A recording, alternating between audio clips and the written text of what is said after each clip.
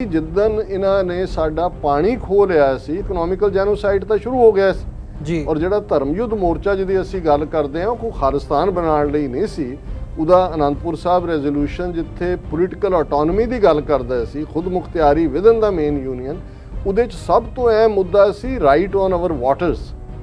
ਕਿ ਅੰਬਾਨੀ ਅਡਾਨੀ ਮਾਡਲ ਜਿਹੜਾ ਇਹਨਾਂ ਨੇ ਲਿਆਂਦਾ, ਜਿਹੜਾ ਜ਼ਾਹਰ ਹੈ ਕਾਰਪੋਰੇਟ ਮਾਡਲ, ਕਿਵੇਂ ਆਰਡੀਨੈਂਸ ਦੂਜੇ, ਹੁਣ ਉਹਦਾ ਅਸਲ ਮਕਸਦ ਕੀ ਹੈ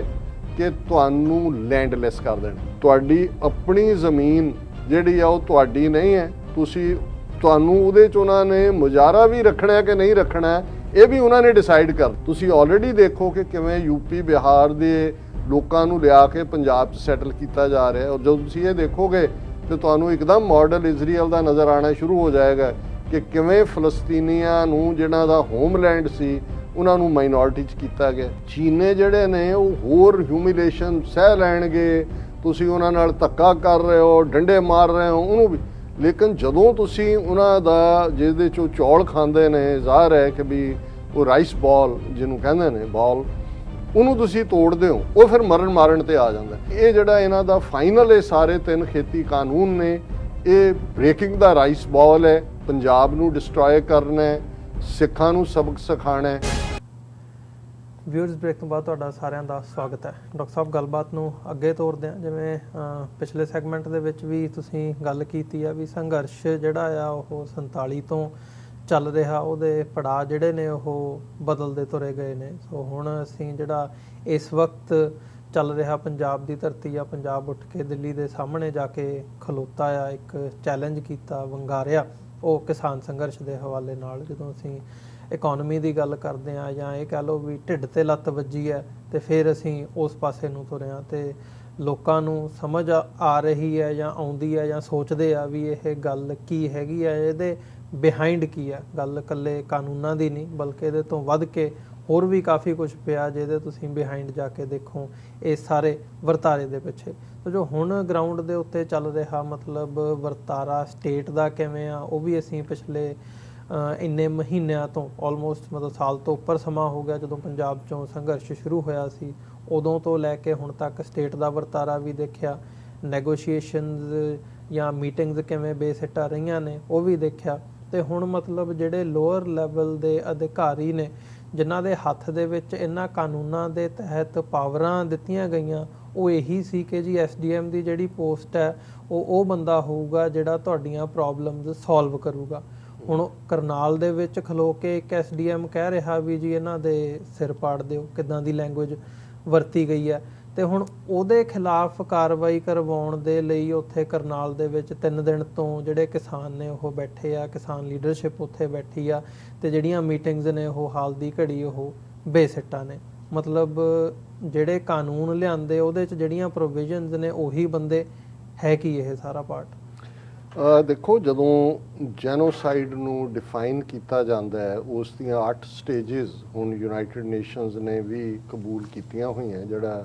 ਅਕਸਰ ਕੋਟ ਹੁੰਦਾ ਹੈ, ਮੈਂ ਉਹਦੀ ਡਿਟੇਲ 'ਚ ਨਹੀਂ ਜਾਵਾਂਗਾ। ਉਹਦੇ 'ਚ ਇਕੱਲਾ ਫਿਜ਼ੀਕਲ ਜੈਨੋਸਾਈਡ ਨਹੀਂ ਹੁੰਦਾ ਕਿ ਵੀ ਤੁਹਾਡੇ ਮੁੰਡੇ ਚੁੱਕ ਕੇ ਮਾਰ ਦਿੱਤੇ, ਉਹਨਾਂ ਦੀਆਂ ਮਾਸ ਕ੍ਰੀਮੇਸ਼ਨਸ ਕਰਤੀਆਂ ਜਾਂ ਦਰਿਆਵਾਂ 'ਚ ਉਹਨਾਂ ਦੀਆਂ ਡੈੱਡ ਬਾਡੀਜ਼ ਰੋੜ ਦਿੱਤੀਆਂ। ਉਹ ਸਟੈਟਿਸਟੀਕਲ ਜੈਨੋਸਾਈਡ ਵੀ ਹੁੰਦਾ ਹੈ ਕਿ ਵੀ ਉਹਨਾਂ ਦੀ ਸੈਂਸਸ ਹੈ, ਉਹ ਤੁਹਾਡੀ ਗਿਣਤੀ ਗਾਇਬ ਕਰ ਦਿੰਦੇ ਨੇ।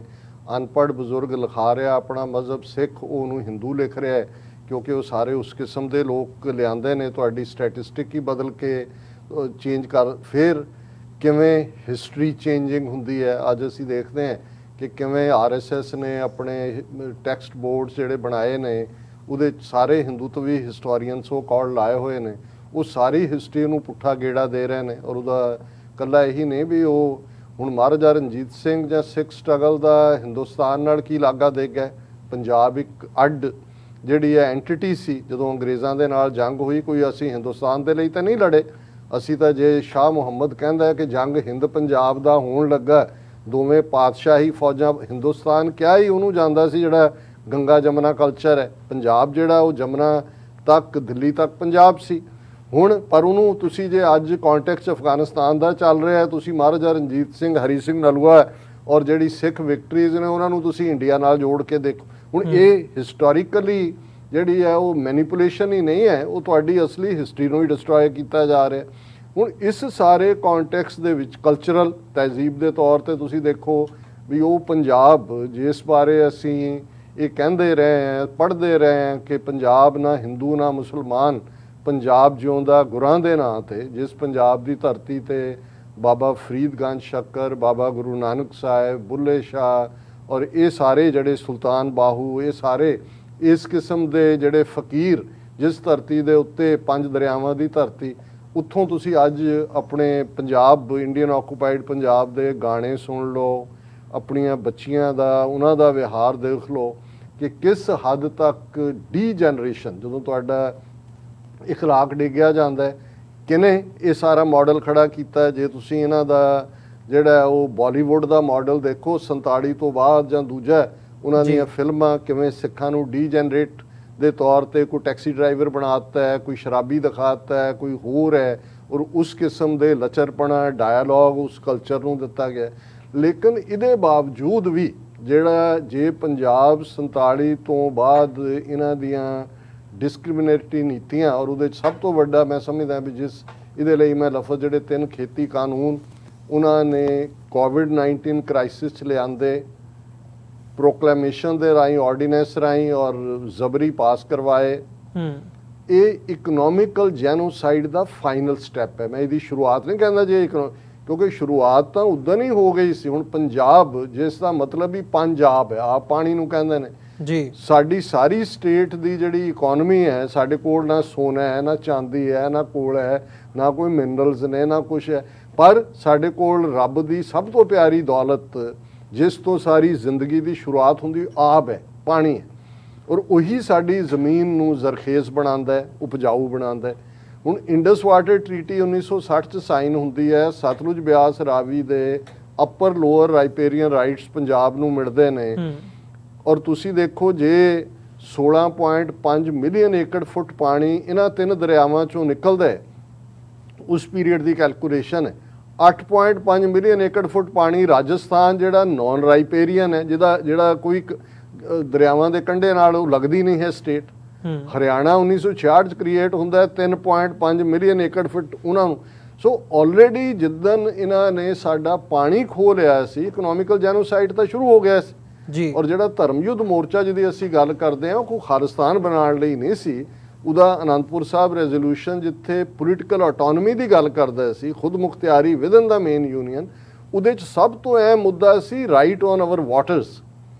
ਔਰ ਉਹਦਾ ਨਤੀਜਾ ਅਸੀਂ ਦੇਖਦੇ ਹਾਂ ਵੀ ਘੱਲੂਘਾਰਾ, ਹੋਲੋਕਾਸਟ ਇੱਕ ਤੋਂ ਬਾਅਦ ਇੱਕ ਉਹਨਾਂ ਨੇ ਵਰਤਾਈ। ਹੁਣ ਇਹਦੇ ਬਾਵਜੂਦ ਕਿ ਜ਼ਮੀਨ ਪੰਜਾਬ ਦੇ ਵਿੱਚ ਘਟਦੀ ਚਲੀ ਗਈ, ਅੱਜ ਹਾਲ ਇਹ ਹੈ ਕਿ 80% ਤੋਂ ਜ਼ਿਆਦਾ ਕਿਸਾਨ, ਜਿਨ੍ਹਾਂ 'ਚ ਆਲਮੋਸਟ 95% ਸਿੱਖ ਨੇ ਜੀ, 5 ਏਕੜ ਤੋਂ ਵੀ ਘੱਟ ਜ਼ਮੀਨ ਦੇ ਮਾਲਕ ਨੇ। ਇਹਦੇ ਬਾਵਜੂਦ ਉਹਨਾਂ ਨੂੰ ਇਹ ਵੀ ਨਹੀਂ ਸੀ ਲੱਗਦਾ, ਇਸ 'ਚੋਂ ਵੀ ਉਹਨਾਂ ਨੂੰ ਇਹ ਨਜ਼ਰ ਆਉਂਦਾ ਸੀ ਕਿ ਅੱਛਾ ਇਹ ਅਜੇ ਵੀ ਆਪਣੇ ਆਪ ਨੂੰ ਜੱਟ ਜ਼ਿਮੀਂਦਾਰ ਕਹਿੰਦੇ ਨੇ, ਇਹ ਆਪਣੇ ਆਪ ਨੂੰ ਸਰਦਾਰ ਕਹਿੰਦੇ ਨੇ, ਇਹਨਾਂ ਦੀ ਸਰਦਾਰੀ ਭੰਨਦੇ ਆ। ਫਿਰ ਅਸੀਂ ਦੇਖਦੇ ਹਾਂ ਕਿ ਅੰਬਾਨੀ ਅਡਾਨੀ ਮਾਡਲ ਜਿਹੜਾ ਇਹਨਾਂ ਨੇ ਲਿਆਂਦਾ, ਜਿਹੜਾ ਜ਼ਾਹਰ ਹੈ ਕਾਰਪੋਰੇਟ ਮਾਡਲ, ਕਿਵੇਂ ਆਰਡੀਨੈਂਸ ਦੂਜੇ, ਹੁਣ ਉਹਦਾ ਅਸਲ ਮਕਸਦ ਕੀ ਹੈ ਕਿ ਤੁਹਾਨੂੰ ਲੈਂਡਲੈਸ ਕਰ ਦੇਣਾ। ਤੁਹਾਡੀ ਆਪਣੀ ਜ਼ਮੀਨ ਜਿਹੜੀ ਆ ਉਹ ਤੁਹਾਡੀ ਨਹੀਂ ਹੈ, ਤੁਹਾਨੂੰ ਉਹਦੇ 'ਚ ਉਹਨਾਂ ਨੇ ਮੁਜ਼ਾਰਾ ਵੀ ਰੱਖਣਾ ਕਿ ਨਹੀਂ ਰੱਖਣਾ, ਇਹ ਵੀ ਉਹਨਾਂ ਨੇ ਡਿਸਾਈਡ ਕਰਨਾ। ਜਿਸ ਤੇਜ਼ੀ ਨਾਲ ਜਦੋਂ ਅਸੀਂ ਡੈਮੋਗ੍ਰਾਫਿਕ ਜੈਨੋਸਾਈਡ ਦੀ ਗੱਲ ਕਰਦੇ ਹਾਂ, ਤੁਸੀਂ ਆਲਰੇਡੀ ਦੇਖੋ ਕਿ ਕਿਵੇਂ ਯੂਪੀ ਬਿਹਾਰ ਦੇ ਲੋਕਾਂ ਨੂੰ ਲਿਆ ਕੇ ਪੰਜਾਬ 'ਚ ਸੈਟਲ ਕੀਤਾ ਜਾ ਰਿਹਾ। ਔਰ ਜਦੋਂ ਤੁਸੀਂ ਇਹ ਦੇਖੋਗੇ ਤੇ ਤੁਹਾਨੂੰ ਇੱਕਦਮ ਮਾਡਲ ਇਜ਼ਰਾਈਲ ਦਾ ਨਜ਼ਰ ਆਉਣਾ ਸ਼ੁਰੂ ਹੋ ਜਾਏਗਾ ਕਿ ਕਿਵੇਂ ਫਲਸਤੀਨੀਆਂ ਨੂੰ ਜਿਹਨਾਂ ਦਾ ਹੋਮਲੈਂਡ ਸੀ ਉਹਨਾਂ ਨੂੰ ਮਾਈਨੋਰਿਟੀ 'ਚ ਕੀਤਾ ਗਿਆ ਜੀ। ਔਰ ਅੱਜ ਜਦੋਂ ਹਾਲ ਉਹਨਾਂ ਨੇ ਇਹ ਕਰ ਦਿੱਤਾ ਹੈ ਕਿ ਇਹਦੇ ਬਾਵਜੂਦ ਕਿ ਜੇ ਭਾਰਤ ਦੀ ਹਿਸਟਰੀ ਦਾ ਕਹਿਣਾ ਹੋਏ ਇਹ ਇੱਕ ਲਾਮਿਸਾਲ ਅੰਦੋਲਨ ਹੈ, ਐਜੀਟੇਸ਼ਨ ਹੈ, ਲੇਕਿਨ ਕੰਨਾਂ ਤੇ ਜੂੰ ਕਿਉਂ ਨਹੀਂ ਰੇਂਗ ਰਹੀ? ਕਿਉਂਕਿ ਉਹ ਇਹ ਸਮਝਦੇ ਨੇ ਕਿ ਇਹ ਲੜਾਈ ਕੋਈ ਭਾਰਤ ਦੇ ਕਿਸਾਨਾਂ ਜਾਂ ਦੂਜਿਆਂ ਦੇ ਨਾਂ ਦੀ ਨਹੀਂ ਹੈ। ਉਹਨਾਂ ਦਾ ਮਕਸਦ ਤਾਂ ਟੋਟਲ ਵਾਰ ਥੱਲੇ ਸਿੱਖਾਂ ਨੂੰ ਡਿਸਟਰੋਏ ਕਰਨਾ ਹੈ, ਲੌਕ ਸਟਾਕ ਐਂਡ ਬੈਰਲ। ਜਦੋਂ ਤੱਕ ਤੁਹਾਡੇ ਢਿੱਡ 'ਚ ਰੋਟੀ ਜਾਂਦੀ ਹੈ ਉਦੋਂ ਤੱਕ ਤੁਹਾਡੇ ਅੰਦਰ ਹਿੰਮਤ ਵੀ ਹੁੰਦੀ ਆ ਖਲੋਣ ਦੀ। ਭੁੱਖੇ ਨੰਗੇ ਜਿਹੜੇ ਨੇ ਉਹ ਅਲਟੀਮੇਟਲੀ, ਜੋ ਤੁਸੀਂ ਟਰਾਈਬਲਸ ਦੀ ਦੇਖ ਲਓ, ਭਾਵੇਂ ਨਕਸਲਾਈਟਸ ਨੇ, ਦੂਜੇ ਨੇ, ਕਿਉਂ ਕਿਸੇ ਕੰਢੇ ਨਹੀਂ ਲੱਗਦੇ। ਔਰ ਇੱਕ ਦੂਸਰੇ ਪਾਸੇ ਇੱਕ ਉਹ ਪਾਰਟ ਹੈ ਜਿਹਦੇ 'ਚ ਤੁਸੀਂ ਖਲੋਂਦੇ ਹੋ ਆਪਣੇ ਹੱਕਾਂ ਲਈ। ਸੋ ਇਹਨਾਂ ਨੇ ਜਿਹੜਾ ਹੁਣ ਇਹਨਾਂ ਦੀ ਇਹ ਜੋ 3 ਖੇਤੀ ਕਾਨੂੰਨ ਨੇ, ਜਾਂ ਮੈਂ ਇਹ ਤਾਂ ਖਬਰ ਹੈ ਕਿ ਕਰਨਾਲ 'ਚ ਕੀ ਹੋਇਆ, ਇਹ ਤਾਂ ਇੱਕ ਮਿੰਨੀ ਉਸ ਦਾ ਪਾਰਟ। ਹੁਣ 2 ਫਰੰਟ ਖੁੱਲ੍ਹ ਗਏ ਕਿ ਜੀ SDM ਹੁਕਮ ਦੇ ਰਿਹਾ, ਔਰ SDM RSS ਦੇ ਇੱਕ ਵੱਡੇ ਕਾਰਕੁਨ ਦਾ ਰਿਸ਼ਤੇਦਾਰ ਹੈ ਜੀ, ਜਿੱਥੇ ਲੱਗਾ ਕਰਨਾਲ ਕੰਸਟੀਚੁਐਂਸੀ ਮਨੋਹਰ ਲਾਲ ਖੱਟੜ ਦੀ ਆਪਣੀ ਕੰਸਟੀਚੁਐਂਸੀ ਹੈ। ਮਨੋਹਰ ਲਾਲ ਖੱਟੜ ਜਿਹੜਾ ਉਹ ਟਵਿਨ ਹੈ ਮੋਦੀ ਦਾ, ਦੋਨੋਂ RSS ਦੇ ਜਿਹੜੇ ਪ੍ਰਚਾਰਕ ਇੱਕੋ ਕਮਰੇ 'ਚ ਰਹੇ, ਔਰ ਇਹ ਜਿਹੜੀ ਲੜਾਈ ਜਿਹੜੀ ਮੋਦੀ ਦੀ ਹੈ ਉਹ ਖੱਟੜ ਰਾਹੀਂ ਲੜ ਰਹੇ ਨੇ। ਔਰ ਹੁਣ ਕਿਉਂਕਿ ਸਾਡੇ ਲਈ ਇਸ ਤੋਂ ਬਿਯੋਂਡ ਕੁਝ ਨਹੀਂ ਹੈ। ਚਾਈਨੀਜ਼ ਦੀ ਗੱਲ ਕਰਦੇ ਆ, ਇੱਕ ਉਹਨਾਂ ਦੀ ਇੱਕ ਬੜੀ ਖੂਬਸੂਰਤ ਜਿਹੜੀ ਹੈ ਐਕਸਪ੍ਰੈਸ਼ਨ ਉਹ ਇਸਤੇਮਾਲ ਹੁੰਦੀ ਹੈ, ਹਾਲਾਂਕਿ ਉਹਨਾਂ ਦੇ ਲਈ ਇਹ ਸਭ ਕਿ ਟੂ ਬ੍ਰੇਕ ਦਾ ਰਾਈਸ ਬਾਲ। ਚੀਨੇ ਜਿਹੜੇ ਨੇ ਉਹ ਹੋਰ ਹਿਊਮਿਲੇਸ਼ਨ ਸਹਿ ਲੈਣਗੇ, ਤੁਸੀਂ ਉਹਨਾਂ ਨਾਲ ਧੱਕਾ ਕਰ ਰਹੇ ਹੋ, ਡੰਡੇ ਮਾਰ ਰਹੇ ਹੋ ਉਹਨੂੰ ਵੀ, ਲੇਕਿਨ ਜਦੋਂ ਤੁਸੀਂ ਉਹਨਾਂ ਦਾ ਜਿਹਦੇ 'ਚੋਂ ਚੌਲ ਖਾਂਦੇ ਨੇ, ਜ਼ਾਹਰ ਹੈ ਕਿ ਵੀ ਉਹ ਰਾਈਸ ਬਾਲ ਜਿਹਨੂੰ ਕਹਿੰਦੇ ਨੇ ਬਾਲ, ਉਹਨੂੰ ਤੁਸੀਂ ਤੋੜਦੇ ਹੋ, ਉਹ ਫਿਰ ਮਾਰਨ ਤੇ ਆ ਜਾਂਦਾ। ਸੋ ਮਤਲਬ ਇਹ ਹੈ ਵੀ ਇਹ ਜਿਹੜਾ ਇਹਨਾਂ ਦਾ ਫਾਈਨਲ ਇਹ ਸਾਰੇ 3 ਖੇਤੀ ਕਾਨੂੰਨ ਨੇ, ਇਹ ਬ੍ਰੇਕਿੰਗ ਦਾ ਰਾਈਸ ਬਾਲ ਹੈ। ਪੰਜਾਬ ਨੂੰ ਡਿਸਟਰੋਏ ਕਰਨਾ ਹੈ, ਸਿੱਖਾਂ ਨੂੰ ਸਬਕ ਸਿਖਾਉਣਾ ਹੈ, ਔਰ ਜਿਸ ਅੰਦਾਜ਼ ਦੇ ਵਿੱਚ ਹੁਣ ਇਸ ਐਜੀਟੇਸ਼ਨ 'ਚ ਹਾਲਾਂਕਿ ਮੁਕੰਮਲ ਪੀਸਫੁਲ ਐਜੀਟੇਸ਼ਨ ਹੈ, ਪਰ 26 ਜਨਵਰੀ ਦੀਆਂ ਘਟਨਾਵਾਂ ਨੂੰ ਲੈ ਕੇ ਜਦੋਂ ਲਾਲ ਕਿਲੇ ਤੇ ਨਿਸ਼ਾਨ ਸਾਹਿਬ ਲਾਇਆ ਜਾਂਦਾ ਹੈ, ਕਿਵੇਂ ਸਮੁੱਚੀ ਸਿੱਖ ਕੌਮ ਨੂੰ ਬਦਨਾਮ ਕੀਤਾ ਗਿਆ ਹੈ। 700 ਤੋਂ ਜ਼ਿਆਦਾ ਕਿਸਾਨ ਹੁਣ ਤੱਕ ਸ਼ਹੀਦ ਹੋ ਚੁੱਕੇ ਨੇ। ਇਹਦੇ ਬਾਵਜੂਦ ਤੁਸੀਂ ਜੇ ਹਕੂਮਤੀ ਨੈਰੇਟਿਵ ਦੇਖੋਗੇ, ਕਦੇ ਇਹਨੂੰ ਖਾਲਿਸਤਾਨ ਦੇ ਨਾਲ ਜੋੜਿਆ ਜਾਂਦਾ ਹੈ, ਕਦੇ ਇਹਨੂੰ ਅਦਰਵੇ ਜਿਹੜਾ ਉਹ ਪ੍ਰੋਜੈਕਟ ਕੀਤਾ ਜਾਂਦਾ ਹੈ ਕਿ ਜੀ ਇਹ ਤਾਂ ਪੰਜਾਬ ਹਰਿਆਣੇ ਦੇ ਉਹ ਸਿੱਖ ਕਿਸਾਨ ਹੀ ਨੇ। ਸੋ ਕੁੱਲ ਮਿਲਾ ਕੇ ਮੈਂ ਇਹ ਸਮਝਦਾ ਵੀ ਹਾਲਾਂ ਜਿਵੇਂ ਮੋਦੀ ਦੇ ਹਵਾਲੇ ਨਾਲ ਮੋਦੀ ਦਾ ਜ਼ੁਲਮ ਹੈ, ਪਰ ਅਸੀਂ ਸਮਝਦੇ ਹਾਂ ਵੀ ਇਹ ਸਾਡੀ ਮੰਜ਼ਿਲ ਨੂੰ ਕਰੀਬ ਲਿਆ ਰਿਹਾ। ਜਿਨ੍ਹਾਂ ਨੂੰ ਅਸੀਂ ਖਾਲਿਸਤਾਨ ਕਿਉਂ ਜ਼ਰੂਰੀ ਹੈ ਨਹੀਂ ਸਮਝਾ ਸਕੇ, ਉਹਨੂੰ ਮੋਦੀ ਹਕੂਮਤ ਦੇ ਜ਼ੁਲਮ ਸਮਝਾ ਰਹੇ ਨੇ। ਸੋ ਇਸੇ ਤਰ੍ਹਾਂ ਕਿਸਾਨ ਅੰਦੋਲਨ, ਕਾਨੂੰਨ ਵਾਪਸ ਹੁੰਦੇ ਨੇ ਨਹੀਂ ਹੁੰਦੇ, ਇਹ ਕੋਈ ਬਹੁਤ ਵੱਡਾ ਜੇ ਇਹਨੂੰ ਨਾ ਵੀ ਅਸੀਂ ਕਹੀਏ, ਕਿਉਂਕਿ ਕਾਨੂੰਨ ਪਾਸ ਹੋਣ ਤੋਂ ਪਹਿਲਾਂ ਕਿਹੜੇ ਪੰਜਾਬ 'ਚ ਖੁਦਕੁਸ਼ੀਆਂ ਨਹੀਂ ਸੀ ਹੋ ਰਹੀਆਂ, ਜਾਂ ਕਿਸਾਨੀ ਦਾ ਕੀ ਹਾਲ ਸੀ। ਸੋ ਹੁਣ ਜਿਹੜਾ ਘੱਟੋ ਘੱਟ ਇੱਕ ਉਹ ਤਬਕਾ ਜਿਹੜਾ ਇਹ ਸਮਝਦਾ ਸੀ ਵੀ ਸ਼ਾਇਦ ਇੰਡੀਅਨ ਸਿਸਟਮ ਦੇ ਵਿੱਚ ਸਿੱਖ ਇਨਸਾਫ ਲੈ ਸਕਣ ਔਰ ਉਹਨਾਂ ਦੀ ਜਿਹੜੀ ਆ ਉਹ ਹੋਂਦ ਬਰਕਰਾਰ ਰਹਿ ਸਕੇ, ਮੇਰਾ ਖਿਆਲ ਹੈ ਵੀ ਕਿਸਾਨ ਅੰਦੋਲਨ ਦਾ ਐਂਡ ਜਿਹੜਾ ਹੈ ਉਹ ਖਾਲਿਸਤਾਨ ਮੂਵਮੈਂਟ ਨੂੰ ਫਲਿੱਪ ਦੇਗਾ। ਭਾਵੇਂ ਅੱਜ ਦੀ ਡੇਟ 'ਚ ਉਹਦੇ ਦੁਆਲੇ ਕੋਈ ਖਾਲਿਸਤਾਨ ਦੀ ਮੰਗ ਨਹੀਂ ਹੈ, ਪਰ ਇਹ ਸਰਕਾਰ ਦੀਆਂ ਜ਼ਬਰ ਵਾਲੀਆਂ ਨੀਤੀਆਂ, ਉਹਨਾਂ ਦੀ ਜਿਹੜੀ ਮਾੜੀ ਮਨਸ਼ਾ ਔਰ ਉਹਨਾਂ ਦਾ ਜਿਹੜਾ ਐਂਟਾਈ ਸਿੱਖ ਰਵੱਈਆ ਹੈ, ਉਹਨੂੰ ਇਸ ਕਿਸਾਨ ਅੰਦੋਲਨ ਨੇ ਹੋਰ ਵੀ ਐਕਸਪੋਜ਼ ਕੀਤਾ। ਨਹੀਂ ਬਿਲਕੁਲ, ਜਿਹੜੀ ਤੁਸੀਂ ਇਹ ਅਖੀਰ ਦੇ ਵਿੱਚ ਗੱਲ ਕੀਤੀ ਹੈ, ਮੈਂ ਇਹਨੂੰ ਥੋੜ੍ਹਾ ਜਿਹਾ ਅੱਗੇ ਹੋਰ ਇਹਦੇ 'ਤੇ ਫਰਦਰ ਚਾਹੂੰਗਾ ਤੁਹਾਡੇ ਵੱਲੋਂ, ਕਿਉਂਕਿ ਤੁਸੀਂ ਹਮੇਸ਼ਾ ਇਹ ਗੱਲ ਕਹਿੰਦੇ ਹੋ, ਮੰਨਦੇ ਹੋ, ਜਾਂ ਹੁਣ ਵੀ ਤੁਸੀਂ ਉਹ ਕੀਤੀ ਹੈ ਵੀ ਜਿਹੜੀ ਸਟੇਟ ਹੈ ਉਹਨਾਂ ਦੀ ਲੜਾਈ ਪੰਜਾਬ ਦੇ ਨਾਲ ਹੈ, ਸਿੱਖਾਂ ਦੇ ਨਾਲ ਹੈ, ਅਤੇ ਇਹ ਉਹੀ ਕੰਟੀਨਿਊਏਸ਼ਨ ਹੈ ਜਿਹੜੀ 1947 ਤੋਂ ਲੈ ਕੇ 84 ਤੱਕ ਅਤੇ 84 ਤੋਂ ਲੈ ਕੇ ਹੁਣ ਤੱਕ ਚੱਲ ਰਹੀ ਆ। ਉਹਦੇ ਪੜਾਅ ਬਦਲੇ ਨੇ, ਪਰ ਇਹ ਗੱਲ ਗਰਾਊਂਡ ਲੈਵਲ ਦੇ ਉੱਤੇ ਜਦੋਂ ਅਸੀਂ ਦੇਖਦੇ ਹਾਂ, ਜਿਹੜੇ ਪੰਜਾਬ ਦੇ ਵਿੱਚ ਬੈਠੇ ਨੇ ਜਾਂ ਜਿਹੜੇ ਇਸ ਵਕਤ ਦਿੱਲੀ ਦੇ ਵਿੱਚ ਕਿਸਾਨ ਬੈਠੇ ਆ, ਉਹਨਾਂ ਨੂੰ ਕਿਤੇ ਨਾ ਕਿਤੇ ਇਹ ਗੱਲ ਸਮਝਣ ਦੇ ਵਿੱਚ ਇੱਕ ਡਿਸਕਨੈਕਟ ਨਜ਼ਰ ਆ ਰਿਹਾ, ਖਾਸ ਤੌਰ 'ਤੇ ਜਿਹੜੀ ਕਿਸਾਨਾਂ ਦੀ ਲੀਡਰਸ਼ਿਪ ਹੈ ਉਹਨਾਂ ਦੇ ਵੱਲੋਂ। ਉਹਨਾਂ ਦਾ ਜਿਹੜਾ ਫੋਕਸ ਹੈ ਉਹ ਨਰੋਲ ਬਿੱਲ ਵਾਪਸ ਕਰਾਉਣ ਤੱਕ ਹੈ, ਇਹਦੇ ਤੋਂ ਵੱਧ ਕੇ ਨਾ ਉਹ ਕੁਝ ਦੇਖ ਰਹੇ ਆ, ਨਾ ਸਮਝ ਰਹੇ ਆ, ਅਤੇ ਜੇ ਕੁਝ ਨਜ਼ਰ ਵੀ ਆ ਰਿਹਾ ਹੋਵੇ ਉਹ ਦੇਖਣਾ ਨਹੀਂ ਚਾਹੁੰਦੇ। ਮਤਲਬ ਜਿਹੜਾ ਇਹ ਪਾੜਾ, ਇਹ ਮਤਲਬ ਇਹਦੇ ਵਿੱਚ ਕੀ ਤੁਹਾਨੂੰ ਨਜ਼ਰ ਆ ਰਿਹਾ? ਕੋਈ ਬੇਈਮਾਨੀ ਹੈ, ਕੋਈ ਸਮਝ ਨਹੀਂ ਆ ਰਹੀ ਗੱਲ, ਜਾਂ ਲੋਕਾਂ ਤੱਕ ਗੱਲ ਪਹੁੰਚ ਨਹੀਂ ਰਹੀ, ਜਾਂ ਤੁਸੀਂ ਨਹੀਂ ਸਮਝਾ ਪਾ ਰਹੇ ਲੋਕਾਂ ਨੂੰ, ਗੱਲ ਕੀ ਹੈ?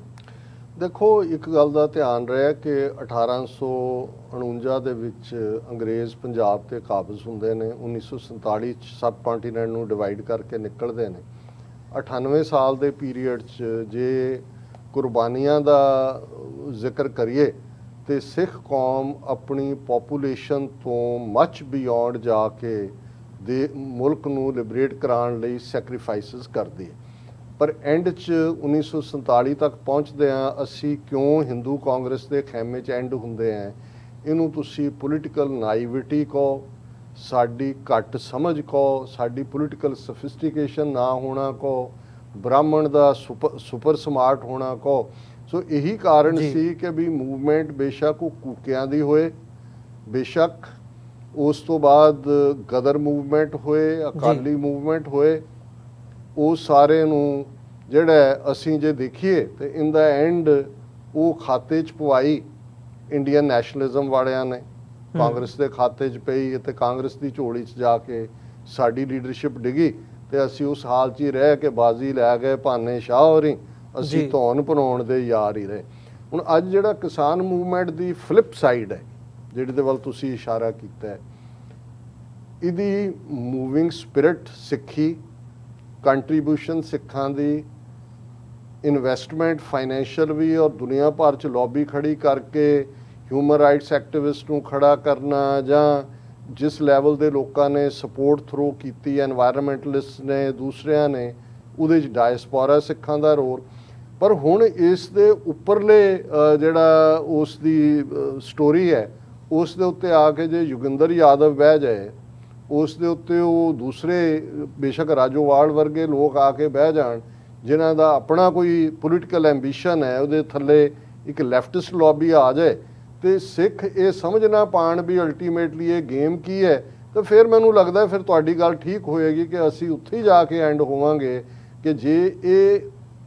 ਪਹਿਲੀ ਸਟਰਗਲ ਅੰਗਰੇਜ਼ਾਂ ਦੇ ਖਿਲਾਫ ਉਹਨਾਂ ਦੇ ਖਾਤੇ 'ਚ ਪਈ ਜਾ ਕੇ ਸਾਰੀ ਸਿੱਖਾਂ ਦੀ ਕਮਾਈ 98 ਸਾਲ ਦੀ, ਤੇ ਫਿਰ ਇਹ ਵੀ ਇੰਡੀਅਨ ਨੈਸ਼ਨਲਿਜ਼ਮ ਦੇ ਖਾਤੇ 'ਚ, ਕਿਉਂਕਿ ਜਿਹੜੇ ਭਾਰਤ ਦੇ ਲੈਫਟਿਸਟ ਨੇ ਔਰ ਦੂਸਰੇ ਨੇ ਉਹ ਸਾਨੂੰ ਜਿਹੜਾ ਉਹ ਖਾਲਿਸਤਾਨ ਹੀ ਨਹੀਂ, ਉਹ ਈਵਨ ਸਿੱਖੀ ਦਾਇਰਾਕਾਰ ਤੋਂ ਵੀ ਦੂਰ ਲਿਜਾ ਕੇ ਕਿਸੇ ਹੋਰ ਮੈਦਾਨ 'ਚ ਖਿਡਾਉਣਾ ਚਾਹੁੰਦੇ ਨੇ। ਪਰ ਮੇਰਾ ਫੇਥ ਦੂਸਰੇ ਪਾਸੇ ਵੀ ਹੈ ਕਿ ਅਲਟੀਮੇਟਲੀ ਮੂਵਿੰਗ ਸਪਿਰਿਟ ਸਿੱਖੀ ਹੈ, ਸਿੱਖੀ ਰਹਿਣੀ ਹੈ, ਔਰ ਉਸ ਧਰਤੀ ਦੀ ਕਿਸਮਤ ਦਾ ਫੈਸਲਾ ਜਿਹਨੂੰ ਸ਼ਾਹ ਮੁਹੰਮਦ ਨੇ ਕਿਹਾ ਸੀ ਕਿ ਸ਼ਾਹ ਮੁਹੰਮਦਾ ਗੱਲ ਤਾਂ ਸੋਈ ਹੋਸੀ ਜਿਹੜੀ ਕਰੇਗਾ ਖਾਲਸਾ ਪੰਥ ਮੀਆਂ। ਅਲਟੀਮੇਟਲੀ ਜਿਹੜਾ ਖਾਲਸਾ ਪੰਥ ਹੀ ਉਸ ਖਿੱਤੇ ਦੀ ਡੈਸਟਨੀ ਨੂੰ, ਉਸ ਦੇ ਮੁਸਤਕਬਲ ਨੂੰ ਡਿਸਾਈਡ ਕਰੇਗਾ ਜੀ। ਤੇ ਇਹਦੇ ਇਸ ਸਟਰਗਲ ਨੂੰ ਖਾਸ ਤੌਰ ਤੇ ਜੇ ਫਾਰਮਰ ਸਟਰਗਲ ਦੇ ਹਵਾਲੇ ਨਾਲ ਹੀ ਦੇਖਣਾ ਹੋਵੇ, ਮਤਲਬ ਇਹਦੇ 'ਚ ਕੋਈ ਡਾਇਸਪੋਰਾ ਸਿੱਖਾਂ ਦਾ ਰੋਲ ਦੇਖਦੇ ਹੋ, ਤੇ ਅਗਲਾ ਜਿਹੜਾ ਫਿਊਚਰ ਹੈ ਜੇ ਫਾਰਮਰ ਸਟਰਗਲ ਨੂੰ ਫੋਕਸ ਰੱਖ ਕੇ ਦੇਖਿਆ ਜਾਵੇ, ਜਿਹੜੀ ਸਰਕਾਰ ਦੇ ਨਾਲ ਇਸ ਵਕਤ ਸਾਰੀ ਚੱਲ ਰਹੀ ਹੈ ਗੱਲਬਾਤ, ਫਿਊਚਰ ਕੀ ਦੇਖਦੇ ਹੋ ਇਹਦਾ? ਨਹੀਂ ਦੇਖੋ, ਉਹਦੇ 'ਚ ਮੇਰੇ ਲਈ ਤਾਂ ਇਹ ਜਿਵੇਂ ਮੈਂ ਕਿਹਾ ਵੀ ਇਕਨੋਮਿਕਲ ਜੈਨੋਸਾਈਡ ਦਾ ਇੱਕ ਫਾਈਨਲ ਸਟੈਪ ਹੈ। ਇਹਨੂੰ ਮੈਂ ਇਨ ਆਈਸੋਲੇਸ਼ਨ ਨਹੀਂ ਦੇਖਦਾ, ਇਹਨੂੰ ਮੈਂ 47 ਤੋਂ ਬਾਅਦ 75 ਸਾਲ ਦੇ ਉਸ ਹਿਸਟੋਰੀਕਲ ਕੰਟੈਕਸਟ ਔਰ ਜੂਨ 84 ਤੋਂ ਬਾਅਦ ਦੇ 36-37 ਸਾਲ ਦੀ ਵਿੰਡੋ ਦੇ ਨਾਲ ਦੇਖਦਾ। ਔਰ ਇਹਦੇ 'ਚ ਕੋਈ ਸ਼ੱਕ ਨਹੀਂ ਹੈ ਕਿ ਡਾਇਸਪੋਰਾ ਸਿੱਖਾਂ ਨੇ ਜੂਨ 84 ਤੋਂ ਬਾਅਦ ਖਾਸ ਤੌਰ ਤੇ, ਕਿਉਂਕਿ ਜਦੋਂ ਨੰਬਰ ਵੀ ਵਧਿਆ, ਪਹਿਲਾਂ ਤਾਂ ਇੰਨਾ ਨੰਬਰ ਨਹੀਂ ਸੀ, ਬਹੁਤ ਵੱਡਾ ਰੋਲ ਅਦਾ ਕੀਤਾ ਹੈ ਇੰਟਰਨੈਸ਼ਨਲੀ। ਜਿਹੜਾ ਅੱਜ ਸਾਡੇ ਪ੍ਰੈਸ਼ਰ ਗਰੁੱਪ ਨੇ ਉਹ ਇਕੱਲਾ ਇਹੀ ਨਹੀਂ ਕਿ ਵੀ ਇੰਡੀਅਨ ਸਟੇਟ ਜਿਹੜੀ ਉਹਨੂੰ ਖਾਲਿਸਤਾਨ ਦੇ ਖਾਤੇ 'ਚ ਪਾ ਕੇ ਜਾਂ ਕਦੇ ਰੈਫਰੈਂਡਮ 2020 ਦਾ ਬਹਾਨਾ ਲਾ ਕੇ ਜੋ ਉੱਥੇ ਨਸਲਕੁਸ਼ੀ ਦਾ ਜਾਂ ਲੋਕਾਂ ਦੀ ਹਰਾਸਮੈਂਟ ਦੀ ਲਾਈਨ ਚੱਲਦੀ ਹੈ, ਡਾਇਸਪੋਰਾ ਵਾਲਿਆਂ ਨੂੰ, ਜਿਵੇਂ ਹੁਣ 3 ਸਿੱਖ ਨੌਜਵਾਨ UK ਤੋਂ ਜਿਹੜੀ ਆ ਉਹਨਾਂ ਦੀ ਐਕਸਟ੍ਰੈਡੀਸ਼ਨ ਦੇ ਲਈ ਮੂਵ ਚਲਾਇਆ ਹੋਇਆ, ਇਹ ਸਭ ਕਿਉਂਕਿ ਸਾਡੇ ਇੱਕ ਤਬਕੇ ਨੂੰ ਡਾਇਸਪੋਰਾ ਸਿੱਖਾਂ ਦੀ ਸਟਰੈਂਥ ਉਸ ਪੰਜਾਬ ਦੇ ਵਿੱਚ ਕਿਸੇ ਤਬਦੀਲੀ ਦੀ ਸਮਝ ਹੋਏ ਨਾ ਹੋਏ, ਸਾਡੇ ਦੁਸ਼ਮਣ ਨੂੰ ਬਹੁਤ ਚੰਗੀ ਤਰ੍ਹਾਂ ਸਮਝ ਹੈ। ਔਰ ਅਸੀਂ ਦੇਖਦੇ ਹਾਂ ਕਿ ਕਿਸ ਹੱਦ ਤੱਕ ਉਹਨਾਂ ਦੀ ਇੰਟਰਫੇਰੈਂਸ ਹੈ ਸਾਡੇ ਬਾਹਰਲੇ ਮੁੱਦਿਆਂ ਦੇ ਉੱਤੇ, ਕਿਵੇਂ ਉਹ ਈਵਨ UK ਦੇ ਵਿੱਚ ਜੇ ਪ੍ਰੀਤ ਗਿੱਲ ਜਾਂ ਸਰਦਾਰ ਢੇਸੀ ਜਿਹੜੇ ਨੇ, ਤਨਮਨਜੀਤ ਸਿੰਘ ਢੇਸੀ, ਉਹਨਾਂ ਦੀ ਇਲੈਕਸ਼ਨ ਕੈਂਪੇਨ 'ਚ ਕਿਵੇਂ ਜਾ ਕੇ RSS ਔਰ ਦੂਜੇ ਨੈਗੇਸ਼ਨ 'ਚ ਭੁਗਤਦੇ ਨੇ। ਕੈਨੇਡਾ ਦੇ ਵਿੱਚ ਜਗਮੀਤ ਸਿੰਘ, ਕਿਉਂਕਿ ਹੁਣ ਕੈਨੇਡਾ 'ਚ 20 ਸਤੰਬਰ ਨੂੰ ਇਲੈਕਸ਼ਨਾਂ ਹੋਣ ਜਾ ਰਹੀਆਂ, ਉਹਨਾਂ ਦੀਆਂ ਮਿਡ ਟਰਮ ਪੋਲ ਜਸਟਿਨ ਟਰੂਡੋ ਨੇ ਆਰਡਰ ਕੀਤਾ, ਔਰ ਜਗਮੀਤ ਸਿੰਘ ਜਿਹੜੇ ਹੁਣ 5 ਪਾਰਟੀਆਂ ਜਿਨ੍ਹਾਂ ਦੇ ਨੇਸ਼ਨਸ ਦੀ ਡਿਬੇਟ ਹੋਈ ਉਹਨਾਂ 'ਚ NDP ਨੂੰ ਲੀਡ ਕਰਦੇ ਨੇ। ਔਰ ਉਹਨਾਂ ਦਾ ਜੇ ਤੁਸੀਂ ਕਰੀਅਰ ਦੇਖੋ, ਕਿਉਂਕਿ ਉਹ 5 ਕਕਾਰੀ ਖਾਲਸਾ ਰੂਪ 'ਚ ਨੇ, ਰਾਈਟ ਆਫ ਸੈਲਫ ਡਿਟਰਮੀਨੇਸ਼ਨ ਦੀ ਹਮਾਇਤ ਕਰਦੇ ਨੇ,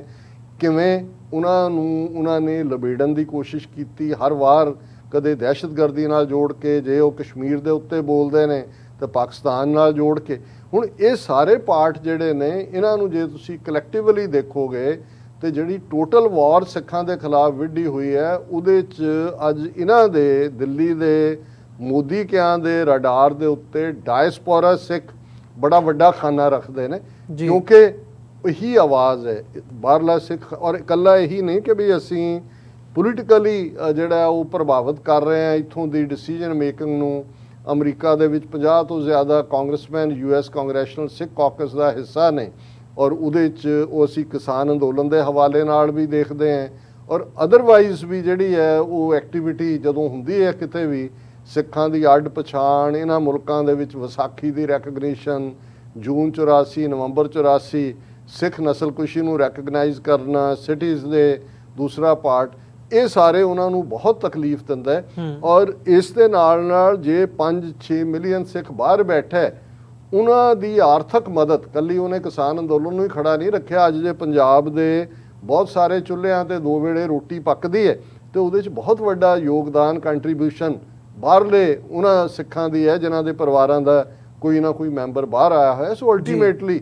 ਡਾਇਸਪੋਰਾ ਡਿਸਾਈਸਿਵ ਫੈਕਟਰ ਹੈ ਇਹ ਹਕੂਮਤ ਦੇ ਉੱਤੇ ਵੀ ਜਿਹੜਾ ਦਬਾਅ ਬਣਾਇਆ ਹੋਇਆ ਉਹਨਾਂ ਨੇ ਔਰ ਜੇ ਤੁਸੀਂ ਈਵਨ ਪੰਜਾਬ ਦੀ ਲੀਡਰਸ਼ਿਪ ਦੇਖੋ ਉਹ ਅਕਾਲੀ ਹੋਣ ਕਾਂਗਰਸੀ ਹੋਣ ਆਮ ਆਦਮੀ ਹੋਏ ਦੂਜਾ ਹੋਏ ਬਾਹਰੋਂ ਕਿਸੇ ਚੀਜ਼ ਦੇ ਉੱਤੇ ਵੀ ਜਦੋਂ ਰਿਐਕਸ਼ਨ ਆਉਂਦਾ ਹੈ ਇੱਕਦਮ ਉਹਨਾਂ ਦੇ ਬਿਆਨ ਬਦਲਣੇ ਸ਼ੁਰੂ ਹੋ ਜਾਂਦੇ ਨੇ ਇੱਕਦਮ ਉਹਨਾਂ ਦੀਆਂ ਤੁਸੀਂ ਡਿਫਰੈਂਟ ਪੋਜੀਸ਼ਨਸ ਦੇਖਦੇ ਹੋ ਸੋ ਮੈਂ ਸਮਝਦਾ ਹਾਂ ਵੀ ਸਾਡੀ ਮੰਜ਼ਿਲ ਬਹੁਤ ਕਰੀਬ ਹੈ ਔਰ